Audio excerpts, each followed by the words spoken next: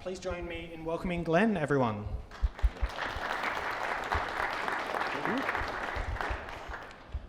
Glenn, I guess we'll start. Can you tell us a little bit about your career so far and the kinds of projects you've been working on? Yeah, I started at the AIE in 2010.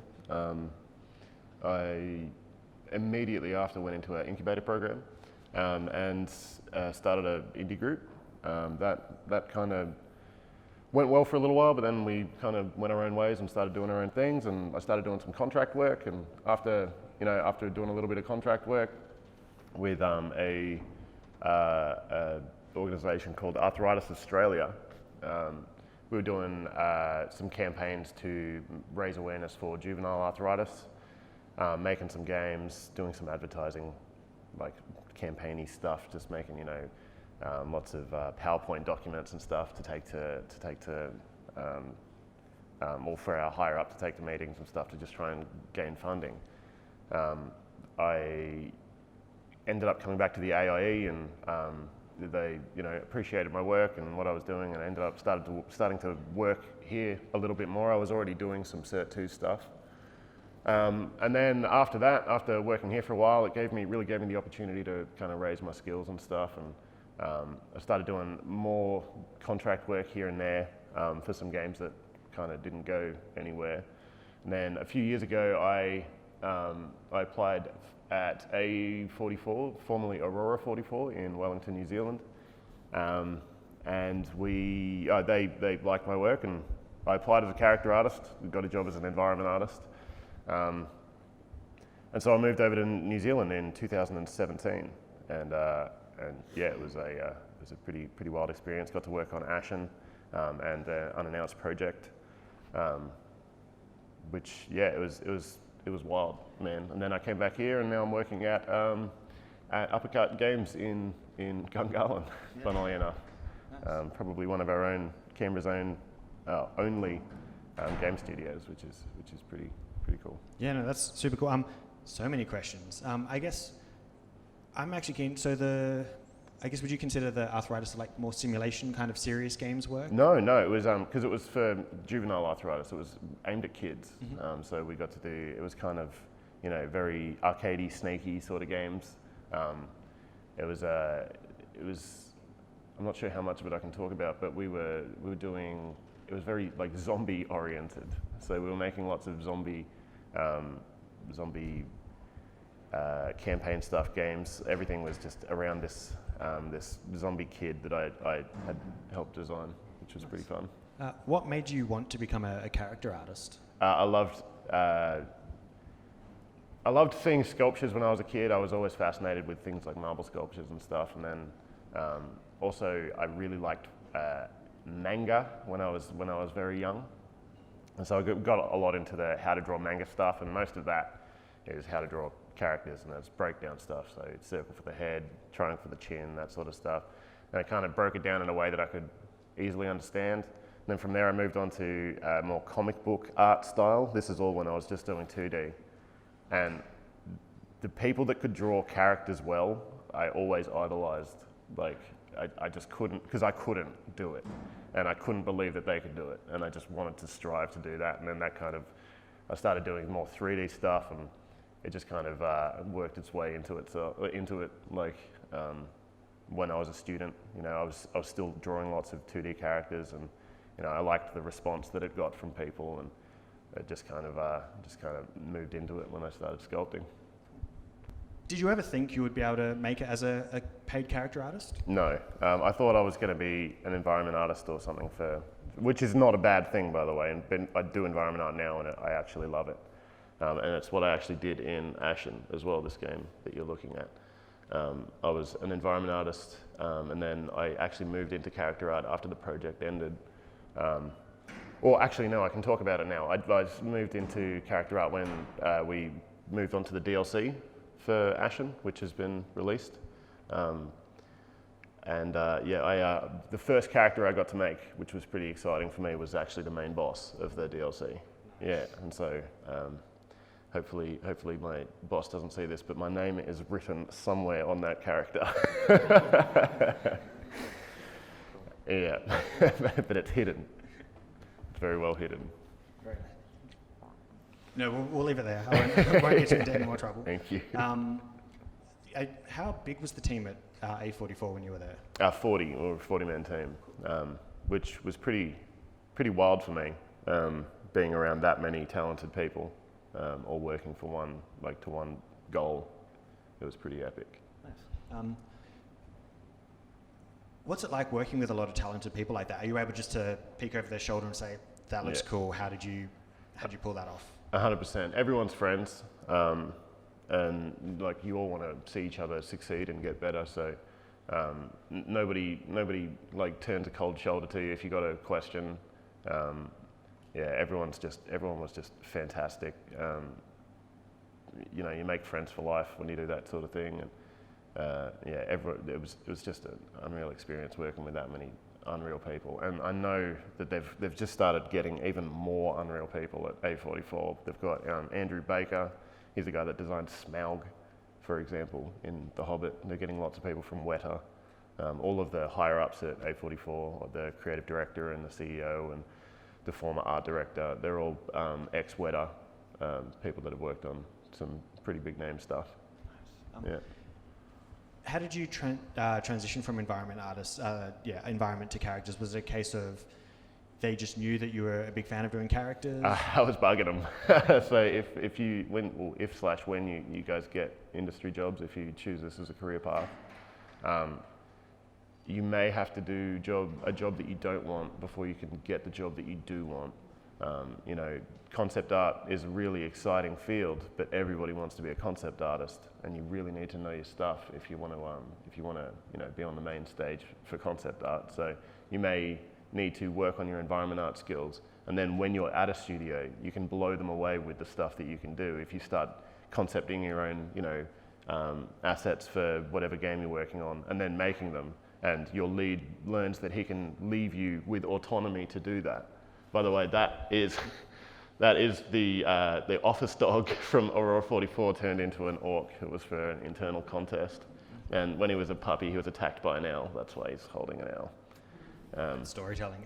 And were you a character artist when you were working on that, or were you still environment? I was a character artist, yeah. I was lucky enough to be in the character. I was doing that when I was working on the DLC. Nice. Yeah. And I remember, just speaking to you while you were over there, just the amount of talented people that you mentioned you were able to collaborate with. Yeah. I guess once you finish a course, and hopefully people are aware of this, coming to AA and completing a course isn't all the learning someone would do. No. Throughout your career, you would constantly be learning more.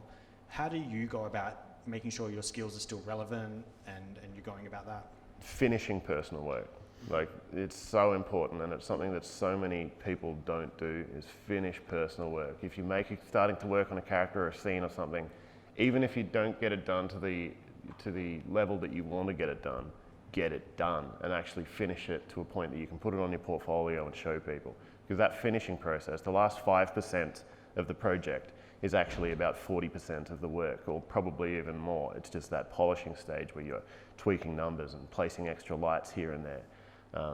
Actually getting that done is going to improve your work like tenfold. And also just practicing and learning. Doing things like, if you have a sketchbook, don't worry about having a completed piece in a sketchbook. Sketch, learn. If you want to be a character artist, do life drawing. It doesn't matter if the drawing that you do is crap, just do it, learn it.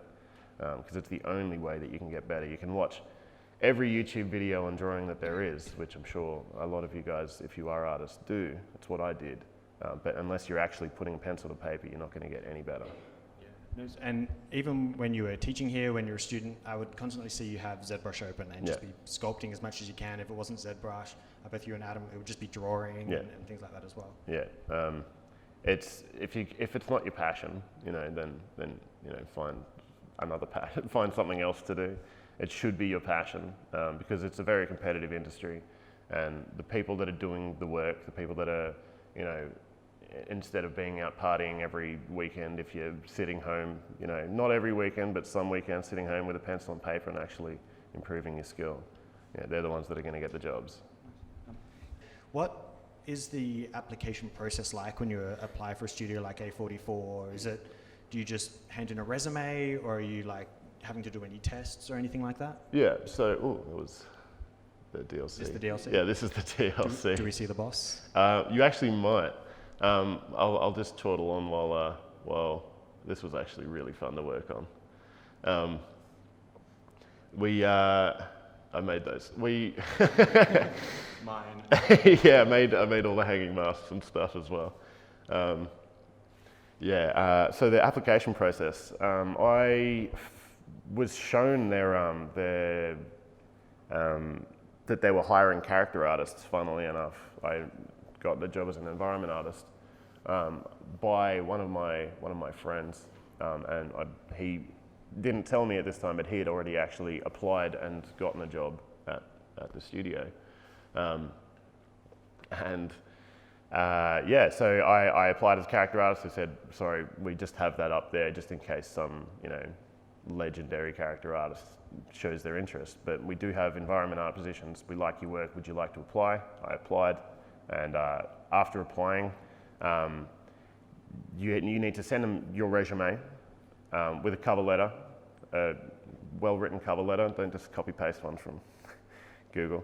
And also your portfolio, which is like all of the stuff, all of the still images and stuff, the things from my portfolio. They're a bit old. Some of them are from 2014.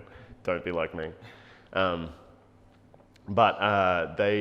If they like your portfolio, they'll give you an art test. If they like your portfolio enough, if you have an absolutely legendary portfolio, they might just offer you a job. But so if you had, for example, I modeled Smaug, I don't think they're going to be giving you an art test, but for the most part, they'll give you an art test. An art test will be anything from it could be a written description of what you're supposed to make with no visual aid at all, and it'll just say, corridor with, sci-fi elements, and it needs to look like Overwatch. Or what I got was a single image of it was a scene that was similar to an environment from Ashen. It was made by one of the concept artists of Ashen, so funnily enough. And then I made that. I was given a weekend to do it, so you can't be out drinking or doing partying, doing whatever it is that you want to be doing. You've got to be there crunching on it every hour that you can be doing it, making it as good as you can, because somebody else that's applied for that job is going to be at home putting everything they can into that art piece, and they will beat you. So I was at home, did lots of that, and I sent it in, and they really liked me. They liked my work. One of the things that I'm pretty well known for is I like the banter, and I told them that, and their office was a little bit quiet. Everyone kind of just came in, sat down and did their work, and they thought that I'd be a good element in the office, trying to get people to talk to each other and that sort of thing, which it turned out that I was. Just a humble brag now that everyone went shut up. And I packed up my bags and moved to New Zealand after that. What was that process like? Like, do people in other countries just use completely different software, or is it pretty standardized? It's very standardized. They were all using the software that I'm very comfortable with, Maya and ZBrush and Unreal. This was made in Unreal 4. It's very stylized, so sometimes it's hard to tell, but the lighting is a bit of a giveaway. I made that guy, but not the drawing of that guy. I made the actual version of that guy. And I made all those, sorry. I always do this when I'm watching stuff. I worked on this and this. With things like those skulls and things that appear, did someone just send you an email be like, make skulls hanging from cave? No. What's the pipeline like? So the glorious Hamish, the concept artist at A44, or the formerly sole concept artist, but now there's a bit of a team. He made concepts for all of the things that we would need to make, and then they'd get sent to the leads. My lead would distribute the work out to the art team. We had an environment team of I think 10 people, and so we would all be delegated different parts of like a dungeon or something. So if there's, because these dungeons are basically made from these big kits of things like wall pieces and floor pieces and hanging masks and that sort of stuff. So we get given these things. We have a little bit of wiggle room in like our creative freedom when making these things. Because not everything that works in 2D is going to work in 3D. So if we need to change something, we are given the freedom to do that within the constraints of the project. We can't make it a little bit too, like we can't make it crazy. But once that's done, depending on your position and if you're a junior or a mid or whatever, it's generally trusted that, you know, you can just show it to your lead's just going to give you a nod and you can throw it in the game. Whereas, you know, if you're a junior, they may need a bit more revision and make sure that it's not going to break anything. As a junior, that's probably still really valuable feedback to find out 100%, how you can improve your work. Yeah, you can never, ever have thin skin in this industry because you're going to be told to change things every day that you've worked on.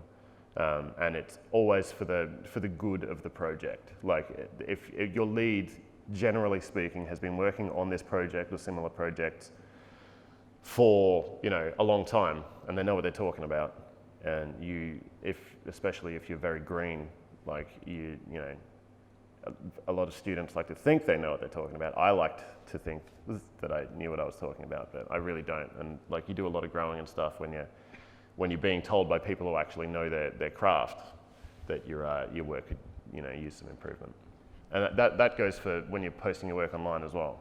Always, like, you know, take it with a grain of salt, but you know, you don't need to be a chef to know that food tastes bad. You don't need to be an artist to know that, you know, that guy's arm is too short, fix it. You would regularly post your work while you were here on like different forums or social media pages. What's the value in making sure your work's out there rather than just keeping it on your hard drive? Being critiqued, as I just said, but also getting seen.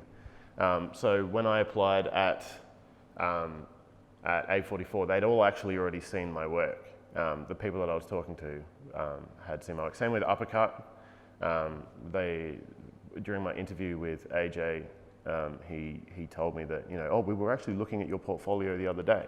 And it's because I'm constantly trying to make sure people have seen my work so that I'm not well known in the industry. It's a big industry. It's a small industry, but it's, you know, it's a big industry. And by that I mean, like, it's a small industry. Everyone kind of knows each other. But it's a big industry in that, you know, it's a multi-billion-dollar industry with, you know, big studios that consist of thousands of people. Sorry, I went on a little bit long-winded. Getting your work out there publicly. Oh yeah, of course. Of like listening to that feedback. Yeah, absolutely. Just being seen, getting feedback, so important, so important. And if you're making art and you're not showing it to anybody, there's validity in making art for yourself. But you know, if you're too afraid to show people, it's going to be very hard to get a job in the games industry. So you got to be willing to put it out there for review by other people. Some people are going to be assholes. It's just the way of the world. But for the most part, especially on art pages on things like Facebook, if you go to like Polycount, people are always willing and ready to help you. Especially if you've got like problems. If you're not just like, I'm looking for critique on my anatomy. If you're saying, why won't this vertex do the thing that I want it to do? Why does it keep snapping or whatever? Generally speaking, 10 other people have had that problem and someone's going to be able to help you. So you don't just have to, you're not limited by the physical space that you're in. Like Canberra's not the biggest town, but there's a huge online community willing to offer feedback and things like that as well. Yeah, definitely. There's also, like on that, there's also jobs that you can do remotely. Like online is a great place. Well, the internet is a great place to look for work, but like not only look for jobs that you can go work in, but actually, you know, send your work over to, if you're doing freelance or whatever. The internet is the freelancer's like main tool. Nice. A44 is a much bigger studio than what Uppercut was. Would you be able to tell us a bit about what some of the differences are? Maybe like you mentioned there was like a 10-person team in the environment team at A44 versus like pretty much 10 or so people at Uppercut. Yeah. How does that change the work that you're making? Are you having to be more broader? Well, I'm given a lot more because my lead isn't focusing 100%. Like my lead here isn't at Uppercut isn't focusing 100% on delegating tasks, making sure that, you know, the workflow is being followed. I get a little bit more freedom, artistic freedom here, just because, you know, my lead doesn't have the time to give the feedback, and to, you know, he will, you know, lean over to my desk and be like, yeah, that's cool, I would change this, and then he has to go back and get back to what he was doing, because what he was doing is, you know, is important. Not that what my lead was doing wasn't important, but yeah, it's so I get a little bit more freedom. It is a little bit more relaxed in a smaller environment. It can feel a little bit corporate sometimes when you're, you know, working with 40, 50 people, especially when you got, you know, foreign investors or whatever it is walking through the building. It's definitely a lot more laid back, and you get a little bit more artistic freedom. You have to wear more hats. So at A44, I never had to do anything to do with a rig. I got to step back and never had to touch it, which I was more than happy to do, because I abhor rigging.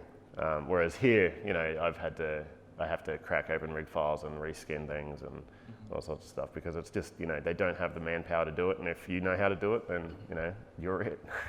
So in like the bigger studios, there might be 5 or more people who'll be touching a single asset at some point in the pipeline, but here it might be the 1 or 2 of you just jumping in there. Yeah, there are assets that I had to work on that, you know, probably 10 other people would have had their hands on in Ashen, but, you know, I'd be given a job of going in and, hey, there's this minor problem on one of the wall assets for a dungeon that I'm working on, for example. Go in there and fix it.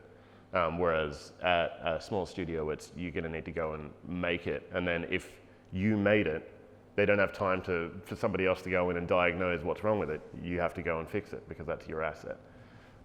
It's just that is a pretty good observation. So for that, would you recommend people coming out of courses and things like that, should they be across the whole pipeline, or should they think, no, I'm a character artist, all I'm going to touch is ZBrush? Specialize, definitely specialize. If you're going to get hired, you're going to get hired probably for being good at a thing.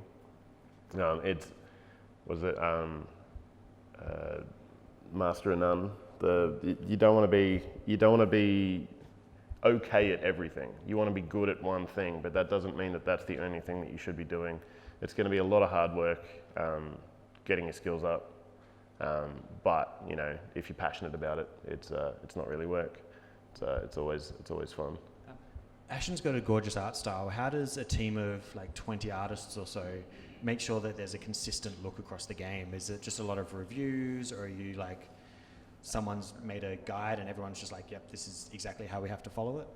You have an awesome art director, is how you do that. As you can see, there's lots of like harsh edges and stuff. We have a pipeline to follow, and if you follow the pipeline, you can get the stuff that looks like that. If you don't follow the pipeline, if you start doing your own thing, that's when the game's going to start looking all kind of mismatched. God, she's so cool.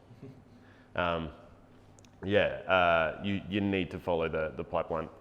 If you go to a big studio, chances are they're going to have something like a design document, art bible, something that the artists will be able to follow, that's going to be able to, you know, make sure that you're making things that look the way they're supposed to look. With that, at these, I guess what's what I'm looking for. At the bigger studios, are you finding that if you want to put something in the game that might not be part of that initial brief, is there room for that, or is it very much like a? We're trying to get Brock into the game as the dog. Brock is the name of the dog. His name is like Sir Broccoli something. He's a pug that would come into the office every Friday. And they don't do that anymore. I think it was a bit distracting. He'd come in and start chewing on wires and attacking feet and stuff. And when you got 40 people, especially around like milestone time, when you've got to, you know, start finally delivering, it's a little bit of a pain in the ass. I got distracted again. Sorry, what was this question? I do that often. Awesome model. I guess Oh, getting things into the game. Sorry, yeah. We were trying to get Brock in. We had a model of him, the character artist that worked on the main character and like the matriarch, that big white haired thing from before. He made Brock, and he made him like a little saddle, and he had like a stick. And I can't remember what was hanging off it. It wasn't a carrot, it was like a sausage or something like that. And we were trying to get him in the game as like just like a little character that would run after you. But computer said no. That's fair. Yeah. In our hearts it exists. yeah, definitely. I guess without going into specifics that you wouldn't be allowed to, how much work are you doing that ultimately doesn't see the light of day? Is there just a lot of models that you make and while they're good, they ultimately, the game is taken in a different direction, so you're not...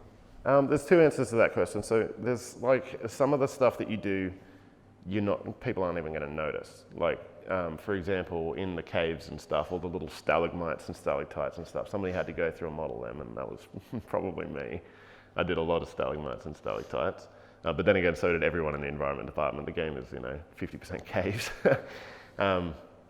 But if something's being worked on, generally speaking, it was, it's been approved to be worked on by multiple people. So not that much stuff in my experience got thrown away. That said, there are a few times where it has happened, where something looks like it's going to be going in the right direction when you do it in 2D, but as I said, not everything in 2D works in 3D, and it goes the other way around. Like, not everything once it's made in 3D is going to really work for the project the way that it was anticipated that it would work for the project, so it gets redesigned. Like everything goes through multiple iterations of change. So yeah. I guess we'll wrap up. Is there any big, because most of the people here today will just be starting out their journey in art or programming design, any big tips that you'd want to give them as far as maybe how to spend their time while they're at AA, or things that they should be keeping an eye on? Learn from each other, and don't be an asshole to anybody. Like I said before, it's a pretty small industry, big but small. If somebody's doing something wrong, and by wrong I mean if you're always on forums, just slagging people's work off for no reason, not being constructive. If you're being a jerk consistently to people, your peers, the students that you study with, they're going to be your colleagues one day. They're going to go out into the industry. They're going to get jobs at, the studios that you want to work at. If you apply at that studio and they see you're the person doing the hiring, they see that, hey, look, you guys both went to the same school. What do you think of this person? And you were a jerk to them the whole time, or they saw you being a jerk to somebody else. You're not getting that job. That's what I mean when I say it's a small industry. You just I've seen it happen before. It's pretty important. Just be kind when you're giving somebody criticism. Make sure it's constructive. Also, pay attention to what your teachers tell you. Be it your teachers if you study at the AIE, if you have a mentor and you're doing a course online, if you're doing anything. Make sure you're paying attention. Take notes. Do whatever it is that it takes to help you learn the process. And do extracurricular stuff. Life drawing. If you want to be a character artist, you need to learn anatomy. The best way to do that is life drawing. If you're doing environment, make sure you're just constantly making lots of little scenes. Maybe again, go do some life drawing. Learn do some lighting studies. Figure out how light works. Figure out composition, because an environment artist is going to basically need to be an artist in that you can't just show off a cool environment piece. It needs to be, I guess, same for characters, but I think it's a little bit more important for environments. Having a good composition, actually making sure the image looks good, not just hey, look at this sci-fi wall that I made and it's unlit and it doesn't look the way that it should look, because somebody else in the industry, as I've said a couple of times now, is making it look, like it's in a game and, it's part of this epic scene, even though it's literally just a hallway, and that person's the one that's going to get the job. Nice. Awesome advice. Please thank me. Please join me in thanking Glenn, everyone.